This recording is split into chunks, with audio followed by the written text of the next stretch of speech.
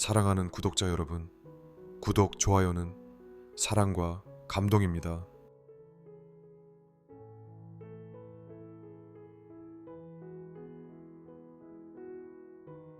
제목 무사의 함정. 강절소 선생이 말하기를 편안하고 한가롭게 살 때 삼가 걱정할 것이 없다고 말하지 말라. 겨우 걱정할 것이 없다는 말이 입에 나가자 문득 걱정거리가 생기리라. 입에 상쾌한 음식이라고 해서 많이 먹으면 병을 만들 것이요, 마음에 상쾌한 일이라고 해서 지나치게 하면 반드시 재앙이 있으리라. 병이 난 후에 약을 먹는 것보다는 병이 나기 전에 스스로 조심하는 것만 못하느니라 라고 하셨다. 중국 하남성의 서쪽 변두리 마을 수이청에는 류즈하오라는 중년 남자가 살았다. 그는 마을에서 가장 부유하고 가장 건강하며 가장 걱정 없는 사람으로 손꼽혔다. 사람들은 그를 부러워했다. 저희는 참 복이 많아 병도 없고 걱정도 없고 심지어 밥맛도 좋다더군. 류즈하오 자신도 그것을 알고 있었다. 그는 심지어 농담처럼 이렇게 말했다. 내 인생에 걱정이란 건 없어. 사람은 편하게 살아야 해. 뭐든 하고 싶은 대로 하는 게 건강의 비결이야. 그러던 어느 날 그는 마을 어기 찻집에서 어느 노인을 만났다. 수염이 희고 눈매가 날카로운 그 노인은 차를 음미하며 나직이 말했다. 편안하고 한가롭게 살 때 삼가 걱정할 것이 없다고 말하지 말라. 겨우 걱정할 것이 없다는 말이 입에 나가자 문득 걱정거리가 생기리라. 류즈하오는 웃으며 대꾸했다. 노인장, 걱정은 노인이나 하는 거요. 난 이렇게 건강한데 무슨 일이 생기겠소? 노인은 그저 조용히 찻잔을 내려놓고 사라졌다. 그로부터 꼭 30일 뒤 류즈하오의 인생은 천천히, 그러나 분명히 기울기 시작했다. 그의 입맛은 남달랐다. 육류, 밀가루, 기름진 음식, 어느 하나 빠지지 않고 좋아했다. 식사 중에 말하는 습관도 있어 음식은 늘 빨리 먹고 많이 먹었다. 그해 가을 그는 속이 더부룩하다는 느낌을 몇 번 받았지만 그깟 체한 거겠지 라며 대수롭지 않게 넘겼다. 그러나 날이 갈수록 명치 부근이 찌르듯 아프기 시작했다. 동네 의원은 조심스럽게 말했다. 기름기 많은 음식은 삼가셔야 합니다. 위염이 오래되면 궤양도 되고 위험할 수 있습니다. 그는 웃어 넘겼다. 염려 마시오. 오늘은 술 한 잔 곁들이며 쉬어야겠소. 하지만 며칠 뒤 그는 급성 위장 출혈로 인해 병원에 실려갔다. 수술은 성공했지만 이후부터 그는 평생 소화제를 달고 살아야 했다. 회복한 후에도 그는 마음을 고치지 못했다. 친구들과의 놀이는 더욱 잦아졌고 마작, 주연, 심지어 땅 투기까지 손을 댔다. 처음엔 모두 성공이었다. 돈이 불어나고 명성도 높아졌다. 그러나 즐거움에만 빠져 살아가던 어느 날 그는 잘못된 투자를 했다. 동업자가 그를 속이고 도망쳤고 그가 지불 보증을 섰던 토지 계약은 무효가 되었다. 그제서야 그는 정신이 번쩍 들었다. 방 안에 혼자 앉아 예전 찻집에서 들었던 그 노인의 말을 떠올렸다. 마음에 쾌한 일이 지나치면 반드시 재앙이 따른다. 그는 병든 위장을 안고 날마다 약을 복용하며 쓴 죽을 떠먹는 삶을 시작했다. 예전 같으면 눈길조차 안 줬을 맨죽이었다. 그는 읊조렸다. 병이 난 후에야 약을 삼키는 것보다 차라리 병이 나기 전에 스스로를 조심했더라면. 사람들은 여전히 그를 부러움 섞인 눈으로 바라보았다. 그러나 그는 미소 대신 고개를 흔들었다. 내가 얻은 건 돈도 명성도 아니었어. 그저 자만한 마음이 부른 고통이었지. 세월이 흐른 지금 그는 조용히 차를 우려 마시는 노인이 되었다. 동네 청년들이 찾아와 말한다. 아저씨는 인생을 멋지게 사셨어요. 부럽습니다. 그는 웃으며 대답한다. 진짜 멋진 삶이란 아무 일도 없도록 조심하며 사는 삶이란다. 무사한 것이 곧 복이다. 그러니 지금 아무 일 없다고 방심하지 마라. 편안한 순간이야말로 가장 위험한 순간이다. 무사할 때 방심하지 않고 즐거울 때 절제할 줄 아는 사람이 진정한 지혜인이다. 병이 나기 전에 조심하라. 그것이 평생의 약이 된다.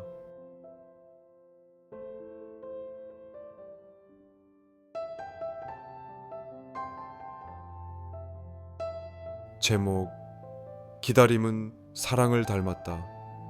2004년 인도 남부의 작은 도시 첸나이. 뜨거운 햇살과 시끌벅적한 거리, 그리고 늘 붐비는 기차역 한켠에 매일 같은 자리에 앉아 신문을 읽는 한 남자가 있었다. 그의 이름은 라지브. 그는 매일 저녁 5시 10분 같은 시간에 도착하는 뭄바이발 기차를 기다렸다. 열차가 도착하면 사람들을 한참 바라보다가 누군가를 찾는 듯 고개를 흔들고는 다시 돌아갔다. 그 모습을 본 영무원은 궁금증을 참지 못하고 어느 날 조심스레 물었다. 매일 누구를 기다리시는 겁니까? 가족이 오시나요? 라지브는 조용히 신문을 접고 말했다. 아내를요, 17년째 기다리고 있습니다. 이야기는 1987년으로 거슬러 올라간다. 라지브는 뭄바이에서 유학 중이던 여성 아누라다를 만나 사랑에 빠졌다. 둘은 다른 문화, 다른 종교를 가졌지만 사랑은 모든 장벽을 넘었다. 가족의 반대를 무릅쓰고 두 사람은 소박한 결혼식을 올렸고 첸나이에 조그만 집을 마련해 함께 살았다. 그러던 어느 날 아누라다는 갑작스러운 가족의 병환 소식에 뭄바이로 향했고 일주일 안에 돌아올게요 라는 짧은 메모를 남겼다. 그러나 그 뒤로 그녀는 돌아오지 않았다. 전화도 편지도 어떤 소식도 없었다. 라지브는 처음엔 사고를 의심했지만 아무 기록도 목격자도 없었다. 경찰도 더는 도와줄 수 없다고 했다. 사람들은 말했다. 그녀가 떠난 거야. 너를 버리고. 하지만 라지브는 믿지 않았다. 그녀는 그런 사람이 아니라고, 뭔가 사정이 있을 거라고, 언젠가 돌아올 거라고 굳게 믿었다.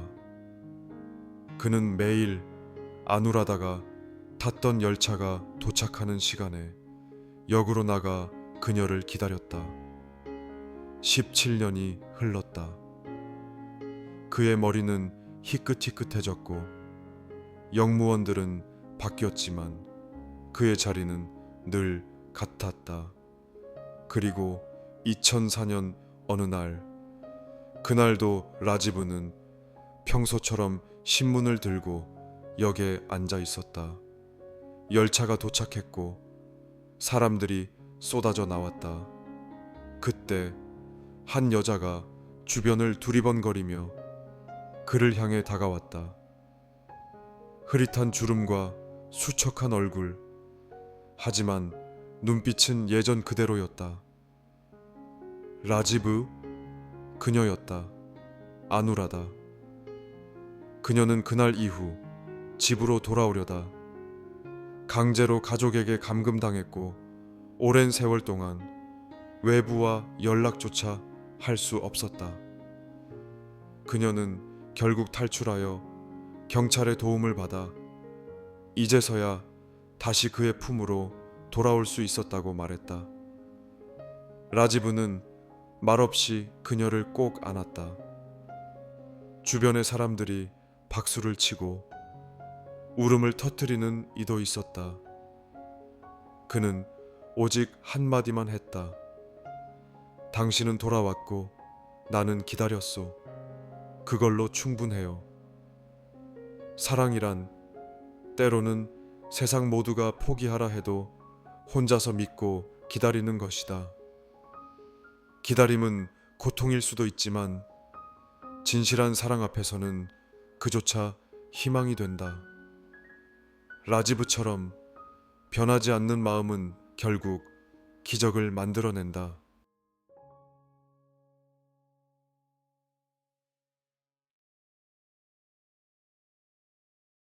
제목: 커피잔에 담긴 약속.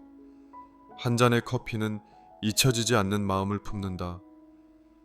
이스탄불 그랜드 바자르 옆 골목길에는 오래된 카흐베, 전통 터키 커피집이 있다.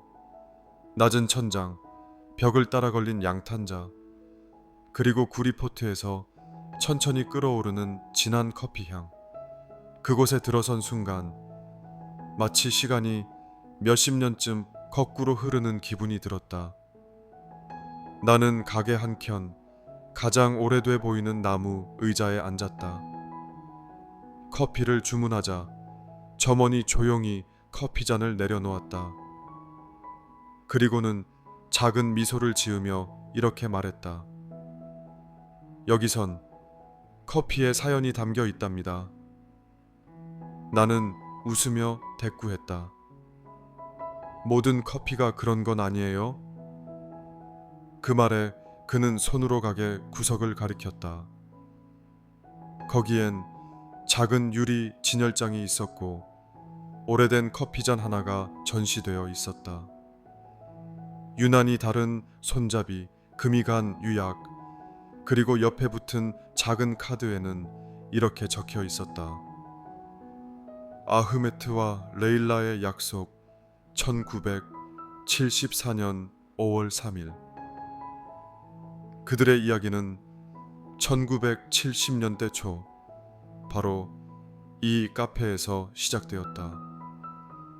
아흐메트는 가난한 대학생이었고 레일라는 유명한 시인의 딸이었다. 둘은 이곳에서 처음 만나 매주 같은 시간에 커피를 마시며 서로의 꿈을 이야기했다. 아흐메트는 언젠가 이스탄불을 떠나 유럽에서 공부를 마치고 돌아오겠다고 했고 레일라는 시인이 되고 싶다고 했다. 그러던 1974년 5월 3일 아흐메트는 유학을 위해 독일로 떠나게 되었다. 그날 이 카페에서 마지막으로 마신 커피잔에 서로의 이름을 종이에 적어잔 속에 넣고 이렇게 약속했다. 이 잔은 우리가 다시 만날 날까지 여기 두자. 언젠가 돌아와 이 잔으로 다시 커피를 마시자. 잔은 카페 주인에게 맡겨졌고 유리 진열장에 보관되었다. 하지만 그 후로도 아흐메트는 돌아오지 않았다. 레일라도 이스탄불을 떠나 소식이 끊겼고 오랜 세월 동안 그 커피잔은 그대로 남아 추억의 유물처럼 먼지가 쌓여갔다. 그로부터 46년이 흐른 2020년 봄, 한 노신사가 조심스럽게 카페 문을 열고 들어왔다. 그는 주인을 향해 묻지도 않고 곧장 유리 진열장 앞에 섰다. 그의 눈이 젖어들었고 손끝이 떨렸다. 이 잔 아직도 있군요. 그는 아흐메트였다. 수십 년간 독일에서 살아온 그는 코로나19로 인해 심장이 약해졌고 여생이 얼마 남지 않았다는 걸 알고 있었다. 마지막으로 이스탄불에 돌아오며 가장 먼저 떠오른 것이 이 커피잔과 한 사람의 이름이었다. 카페 주인이 조용히 잔을 꺼내 그에게 건넸다. 그는 조심스럽게 잔을 들고 오래 전처럼 커피를 주문했다. 그런데 그 순간 카페 문이 또 열렸다. 바람이 불듯 들어온 여성은 흰 머리에 스카프를 두른 채 조심스레 주변을 둘러보았다.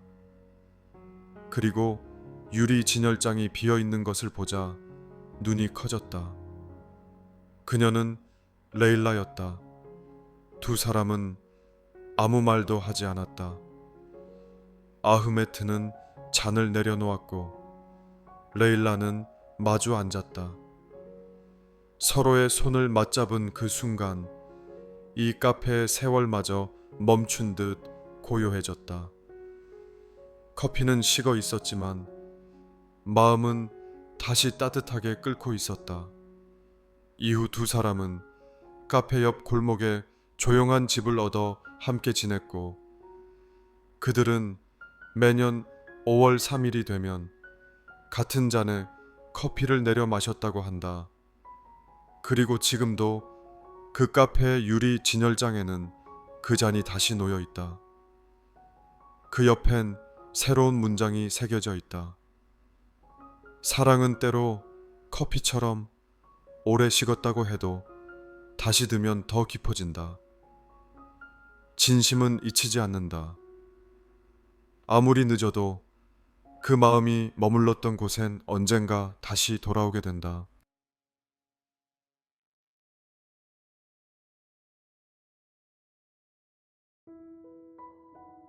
제목 돼지 저금통의 비밀. 나는 늘 검소함 하면 우리 엄마를 떠올린다. 아니, 정확히 말하면 엄마의 돼지 저금통을 떠올린다. 우리 집 거실 한쪽에는 분홍색 플라스틱 돼지 한 마리가 자리를 지키고 있다. 꼬리도 말려 있고 입가에 웃는 입까지 있는 꽤 귀여운 녀석이다. 이 저금통은 엄마가 10년 전부터 애지중지 모으는 비밀의 창고였다. 오직 동전만 허용되며 지폐는 입장이 불가합니다가 가훈인 듯했다. 그런데 이 돼지 저금통에는 묘한 전설이 있었다. 저 돼지를 열면 큰 화가 온다.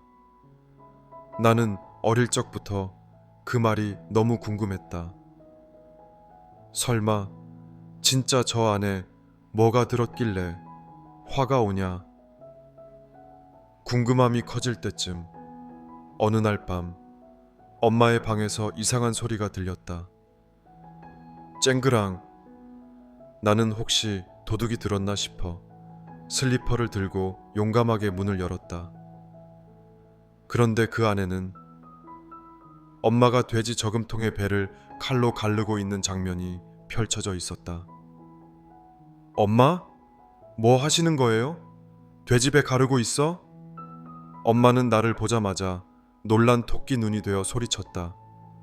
보지마, 지금 중요한 수술 중이야. 그날 밤 나는 드디어 돼지 저금통의 정체를 알게 됐다. 그 안에는 무려 동전 21만 원과 유통기한이 지난 지 3년 된 김밥 천국 포인트 카드, 그리고 접힌 1,000원짜리 몇 장이 나왔다. 그렇게 엄마는 조심스럽게 돼지를 다시 테이프로 봉합하며 말했다. 다음부턴 그냥 새 돼지를 사자. 하지만 다음 날 거실에는 똑같이 생긴 새 돼지 저금통이 자리를 잡고 있었다. 엄마, 또 돼지야? 응, 얘는 이제 투자용 돼지야. 나중에 네 결혼식에 쓰려고. 결혼식이라니. 내가 연애도 못하고 있다는 건 안중에도 없었다. 하지만 이쯤 되니 나는 궁금해졌다. 저금통 안에 얼마나 많은 기적이 모이고 있을까? 그래서 하루는 몰래 동전 몇 개를 떨어뜨리고 쿵쿵쿵 소리를 냈다. 엄마가 달려왔다. 지금 누구야? 내 돼지 건드린 사람. 그 모습이 어찌나 웃기던지 나도 모르게 말했다. 엄마, 돼지가 울어서 와본 거예요. 엄마는 피식 웃더니 돼지 저금통을 안고 말했다. 얘는 우리 집 재무장관이야. 국가 기밀이야. 건드리면 안 돼. 지금도 우리 집 거실 한가운데는 조용히 무게를 늘려가고 있는 돼지 한 마리가 있다. 가끔 집에 오는 친구들이 이거 뭐야? 왜 이렇게 무거워? 물어보면 나는 정답처럼 말한다. 저건 우리 엄마의 꿈이지. 가장 소중한 보물은 통장 잔고보다 소소하게 쌓아온 웃음과 정성이다.